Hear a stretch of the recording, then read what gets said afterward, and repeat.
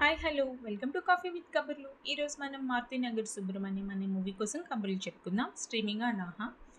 నేను movie trailer చూసి feel good comedy entertainment అని అనుకున్నాను, బట్ అంతగా ఎంటర్టైన్ చేయలేకపోయిందండి.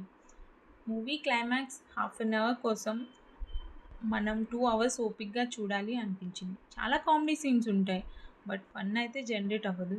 కొన్ని సీన్స్ అయితే బాగా ల్యాగ్ అనిపించిందండి. మూవీ ఇంత లెందీగా అవసరం లేదు. ఎస్పెషల్లీ ఒక పోలీస్ సీన్ ఉంటుంది. అదైతే చాలాసేపు తీశారు. ఇంకెంతసేపురా బాబు అని అన్నట్టు అనిపించింది. కామెడీ బావుంటే మన మూవీలో లాజిక్స్ మర్చిపోతాం. బట్ కామెడీ అండ్ ఫన్ అంతగా జనరేట్ అవ్వకపోవడం వల్ల అనుకుంటా మనకి చాలా సీన్స్ ఇల్లాజికల్‌గా అనిపిస్తాయి. స్టోరీ ఏంటంటే సుబ్రహ్మణ్యం 25 ఇయర్స్‌గా గవర్నమెంట్ జాబ్ కోసం వెయిట్ చేస్తూ ఉంటాడు. సో, వేరే ఏ ప్రైవేట్ కంపెనీలో జాబ్ చేయను అని చెప్పి ఖాళీగా ఉంటాడు.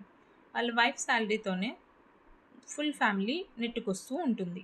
సో, అలాంటి సుబ్రహ్మణ్యంకి సడెన్‌గా ఒకరోజు తన అకౌంట్‌లో 10,00,000 వస్తుంది. అది ఎవరు వేశారు? ఎలా వచ్చాయి? దాని తర్వాత తన లైఫ్‌లో ఎలాంటి చేంజెస్ వచ్చాయి? ఇవన్నీ తెలియాలంటే ఈ మూవీ చూడండి. మూవీకి ప్లస్ పాయింట్ రావు రమేష్ గారు. ఆయన పర్ఫార్మెన్స్ చాలా బావుంటుంది. బట్ మనకి అది అంతగా కనెక్ట్ కాలేకపోతాం ఆ క్యారెక్టర్‌తో. లైక్ ఇంకా ఎంతసేపు అని అన్నంత స్టేజ్‌కొచ్చేస్తాం. సో, ఒకసారి ఎవరైనా మూవీ చూడాలి జస్ట్ ఫర్ ఫన్, కొన్ని సీన్స్ చాలా లిమిటెడ్ సీన్స్ ఉంటాయి. సో, అలాంటి వాటి కోసమైతే మూవీ చూడొచ్చు.